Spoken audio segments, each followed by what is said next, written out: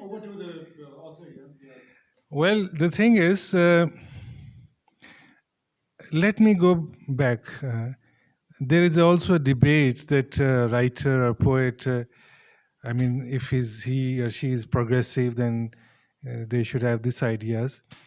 I think art has its own world.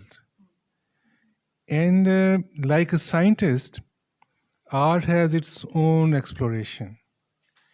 So if you start writing as a Sufi person or Marxist or spiritualist, then actually you have already decided what you have to say.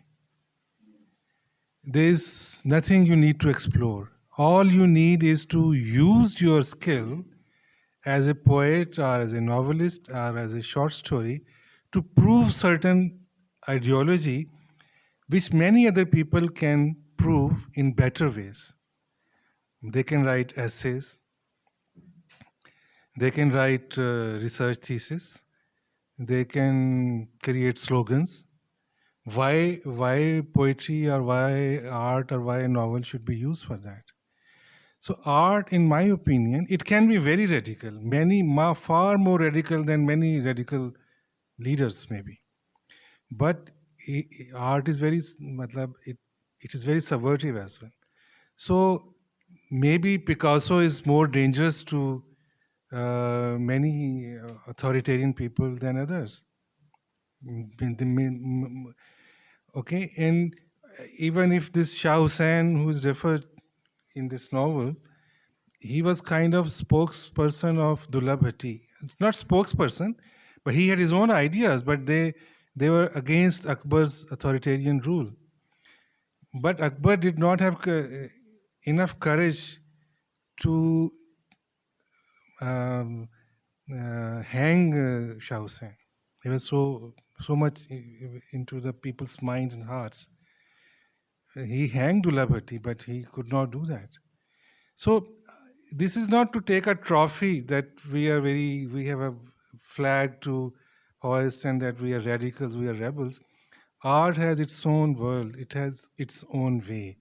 So if you first become disciple of certain belief system, you lose your freedom to discover. As if Einstein thinks that Newton had done everything right, he might not have come up with something new, right? So this is also a process in the art. That was my belief. I mean, it's not maybe no. Why these are in the stories? Because these are being discussed. Like you have raised this question now. So this, if someone has to write about this, what's being discussed in this room, he will have to write that Fahim was having this idea, Bakas was having this idea. It's not to become representative of that idea. It is just to tell what kind of different thought systems were operating in certain time and place, right? Number two. Secondly, your first question was about translations. No, it's not only translations. Everything I have read might have some effect on me. I might have learned, I might have felt something, I might have rejected something, right? So it's not only what I translated. Anything I have read, my experiences, I came across different situation, I met different people, my own dreams, my own frustrations, all might have contributed to it. And your third question was writing process. Well, I'm not a very organized writer. I cannot predict when I would be able to finish. I might have certain structure of story in my mind. When I start writing, everything changes, and it becomes I become miserable. I mean, sometimes it even makes me cry if would I ever come to an end. So this is an evolving process. It's a very organic, living process for me. I live with my characters, with my stories, with my events, and I actually let them take me wherever they can take me. So, I mean, reviewed Arshad's novel, I had a different view. But just from the discussion you just have, I'm actually coming to the conclusion this seems more like a novel of, I mean, cultural left. Although events are, politically left, but I think the characters and also the debates and this Mela and others, and I mean, this is the thesis of Sadia Tour as well, that I mean, Pakistani left had more impact on culture rather than politics. And I think events have, borne this out. This thesis. Yes, I mean, my question is about your chapters. Like each chapter is over, 2-3 pages. And it has always seemed to me, I mean, how organized you were. Yes, I mean, cutting them up in, 2-3 pages, and I mean, still keep the, flow of the story. And this has always, intrigued me. And I mean, this shows you are very organized. No, let me answer it on a lighter note. You have seen the finished product, you have not seen the initial text. So that was my only solution to deal with that very complicated story. And you know much better than me, Shafiq is also here. Working in development sector has also taught me this cut and paste things. So I very liberally use that. To Miss Madiha because she runs a literary group, and through that I came to know that this book launch is taking place, and I got to know about your book. And I'm grateful to my friend Sanobar who accompanied me and got me here. The title of your novel, Other Days, it reminds me of a poem, Oft in the Stilly Night. Before slumber's chain has bound me, fond memory brings the light of other days around me. I haven't read your novel. I saw it now, but now I'm going to read it. And I'm grateful for all the talk that has happened, after which I am really intrigued to read this novel. Your opening lines were a wake-up call, definitely, when you started your talk. You said that people who are faced, the generations who are faced with challenges here in this country, leave to go to other countries, and then they realize that there are challenges there as well. Only the dynamics change. This is a wake-up call to us parents whose children are now young enough and who feel that there are too many challenges here. This is so relevant, sir, so relevant. And just the other day, I was telling my daughter that even when you go there, you will be thinking about here. दूर से जो करते हैं तूफान का नज़ारा, उनके लिए तूफान यहाँ भी है, वहाँ भी. Another thing, the idea pointed out by, sir, I do not know your name, I'm Bakas. He read an excerpt that why do Heer and Ranja return? Now this is such a dynamic perspective and angle to that story, which definitely never hit me. We have been watching movies, I mean, for 3 or 4 decades on this love story. Why do they return? You have raised a mind-boggling question on this love story. Just like the other day, I was reading an article by Simli Gayatri, and she says, why does Soni cross the river every night to meet Maiwal? This is a question that I never considered. And then an angle presented by a Punjabi poet, Sultan Mahmud Ashufta, that actually Mirza had seen Sahiba removing that those quiver full of arrows, and he knew what has happened and that he will be left quite helpless, but he just waited for his death. So these are striking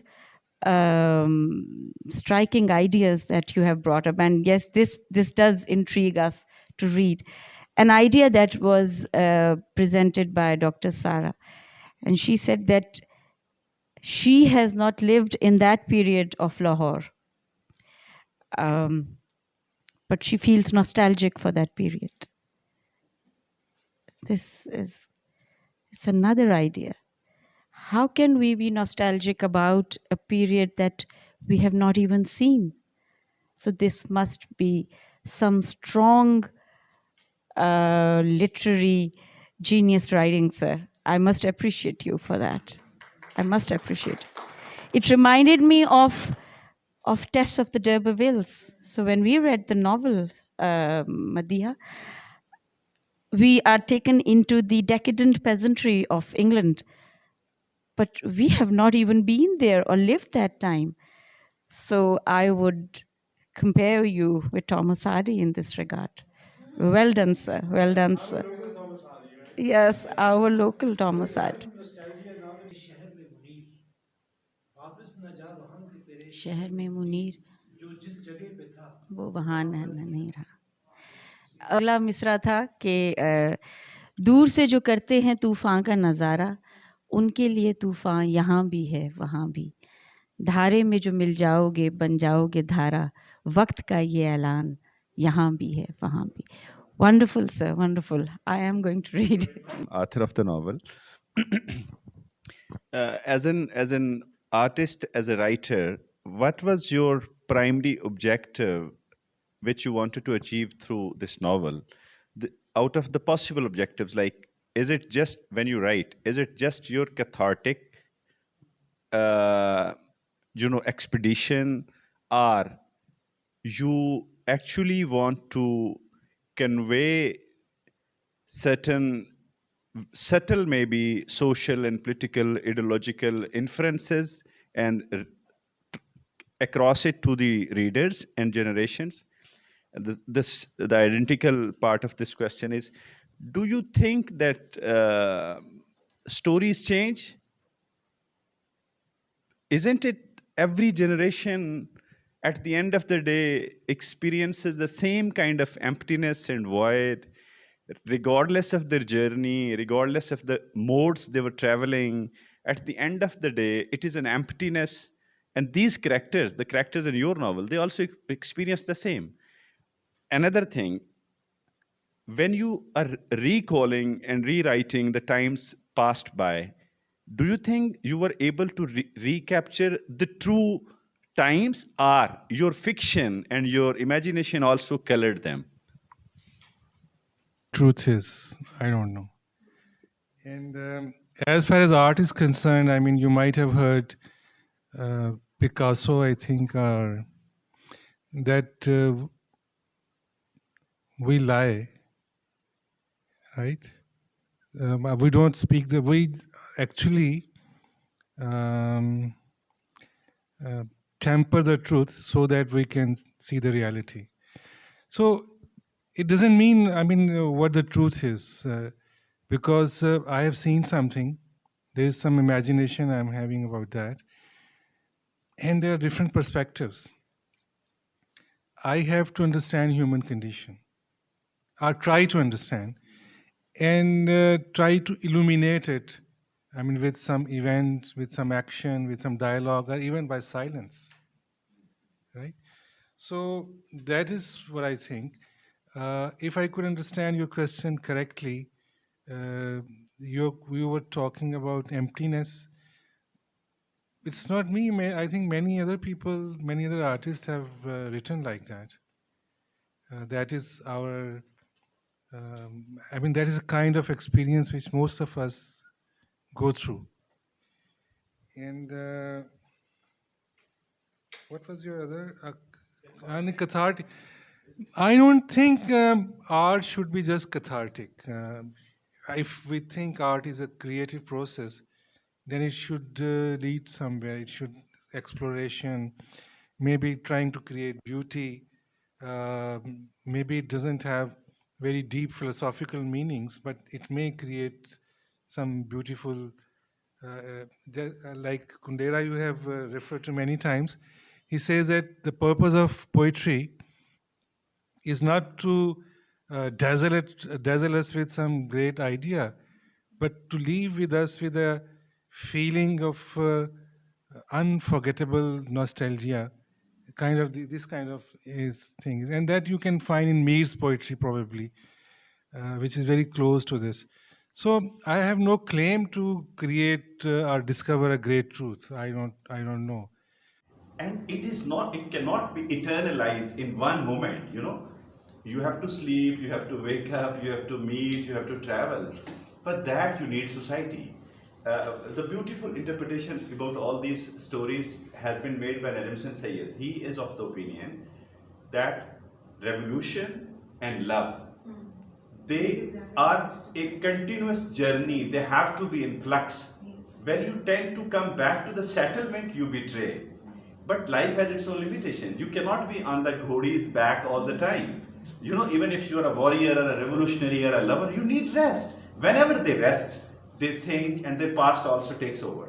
And they go back and they suffer whatever they suffer. So it's amazing because life is like this, even हसीन तरीन महबूबा भी आपको कुछ time के लिए उससे भी break चाहिए, इश्क से भी ब्रेक चाहिए, आपको खुद से भी ब्रेक चाहिए, आपको हर आइडियोलॉजी से ब्रेक चाहिए. तो for this break you need to go back. और वहाँ पे हम मरे जाते हैं, क्या होता है ये फिर स्टोरीज है. हाँ, yes. Actually, Mirza Saban's story was also part of, but I then thought that it would be too much. There was also a question that people tried to justify Sahiba because soon she realized when she was eloping with Mirza that now she was going from one family structure to another family structure, because Mirza was all trying to bring those things which she was already experiencing there. So one conspiracy theory is that she herself believed that if I have to do that, why shouldn't I save my brothers? Yes. So and most of the things that you talked about Soni Mahiwal, most of these stories are around River Chenab. Yes. And one thing which you were talking of family, all these stories, the women are more strong in all these stories. Mirza Sahiba, Soni Mahiwal, Heer Ranjha, Sassi Pannu, Laila Majnu, right? And all these poets, they have used a feminine voice. When they talk, even Khwaja Ghulam Farid, Shah Hussain, they have used the feminine voice. So I've talked too much. I should stop.